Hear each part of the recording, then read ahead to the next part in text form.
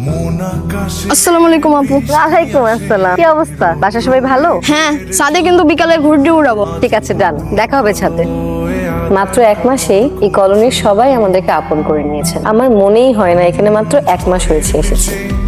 উনি আমার বাবা আব্দুল করিম। এমনি আমার বাবা অসাধারণ, কিন্তু একটু খুঁতখুঁতে। কেন বললাম এক্ষুনি বুঝবেন।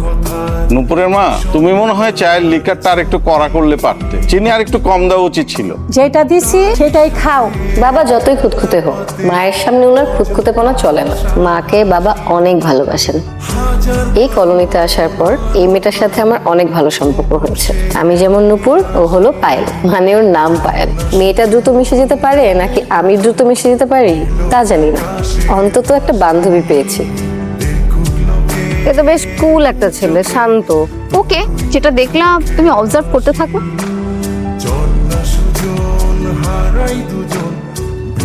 আমার নাম নুপুর। তো আমি জিজ্ঞেস করছি আপনার নাম কি? না, আকবরের কথা বলতে আসাটা আমার একদম পছন্দ না। আমার একটা 7 বছরের রিলেশন আছে। আমার গার্লফ্রেন্ড আমাকে অনেক ভালোবাসে, আমি আমার গার্লফ্রেন্ডকে অনেক বেশি ভালোবাসি। ওর আমাকে নিয়ে কোনো প্রবলেম নাই, কিন্তু আমার ওকে নিয়ে প্রবলেম আছে। ও কোনো ছেলের সাথে কথা বলুক বা কোনো ছেলের সাথে হাসাহাসি করলে আমার জলে জলে জলে জলে জলে জলে জলে জলে জলে। একবার জলে বললেই পারতাম, এতবার কেন বললাম জানেন? কারণ জলার পরিমাণ এত তীব্র, এটা একবার বলে আসলে বোঝানো সম্ভব না। আমি আপনার সাথে কথা বলতে পারবো, প্লিজ এখান থেকে চলে যান। আমার আপনার প্রতি ওরকম কোনো ইন্টারেস্ট নাই। আসলে আমি এলাকায় নতুন আসছি তো, আপনাকে দেখে স্টুডেন্ট মনে হয়। সেদিন ঝাড়ু দিয়ে বেড়াচ্ছিলেন, ব্যাপারটা একটু ইন্টারেস্টিং লাগলো, তাই ভাবলাম যে আপনার সাথে সে একটু পরিচয় হই। আপনি আর আমার সাথে কথা বলেন না প্লিজ, আপনি চলে যান। কেন? আপনি কি মনে করেন আপনি খুব সুন্দর একটা ছেলে না? আমি জানি আমি সুন্দর না, তো কি হয়েছে? ছেলেটা ইন্টারেস্টিং। প্রিয় এলাকাবাসী, আমি আপনাদেরই সন্তান। আমি আপনাদের জন্য এই এলাকায় কি করি নাই? রাস্তা করেছি, লেক করেছি, পার্ক করেছি। আমাদের এলাকাতে ডেঙ্গুর সমস্যা ছিল না, আমি ডেঙ্গুর সমস্যার সমাধান করেছি না চাচা? আমি করছি না সমাধান? একবার ভোট দিয়েছেন, বিশ্বাস করেছেন, আমি অর্ধেক সমস্যার সমাধান করেছি। আপনারা আমাকে ভোট দিয়ে জয়যুক্ত করুন। আপনাকে মারছে কেন? আপনি কি কিছু করছেন? আমি তো বক্তৃতা দিচ্ছিলাম, পাগল ছাগল কৈত্তিকা আয় আমার মার শুরু করলো।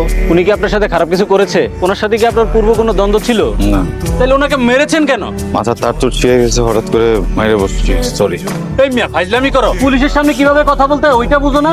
এই মহিউদ্দিন সাহেব, ওনাকে থানা নিয়ে যান। দেখেন স্যার, ও এমনি ছেলে হিসাবে ভালো। ওর একটা প্রবলেম আছে, সেটা আমরা এলাকার সবাই জানি। এমনি ও কোনো ক্রিমিনাল অ্যাক্টিভিটির সাথে জড়িত না। আসলে ওর একটা সমস্যা আছে, ও কোনো সিম্প্যাথি নিতে পারে না। এটা আমরা সবাই কনসিডার করি। দেখেন স্যার, ওকে না নিয়ে ওর এই বিষয়টা আমরা এইখানেই সমাধান করার চেষ্টা করি। দেখেন, এখানে তো আমাদের কিছু করার নাই।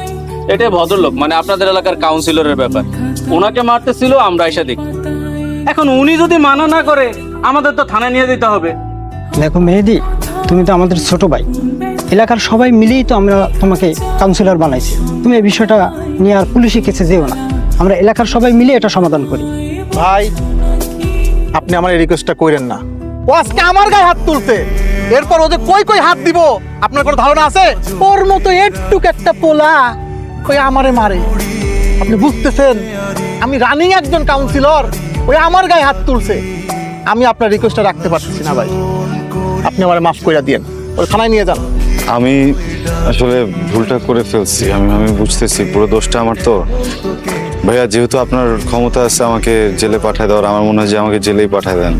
কি আর বলবো, মানে ভুলটা তো আমার, তাই না? আমাকে সবাই মাফ করবেন, আমি আসলে ইচ্ছা করে এমন কিছু করিনি, সরি। আমরা সাধারণ মানুষ এলাকার সবাই মিলে আগামী নির্বাচনে কিন্তু তোমার গদিটা লড়াই দিতে পারি।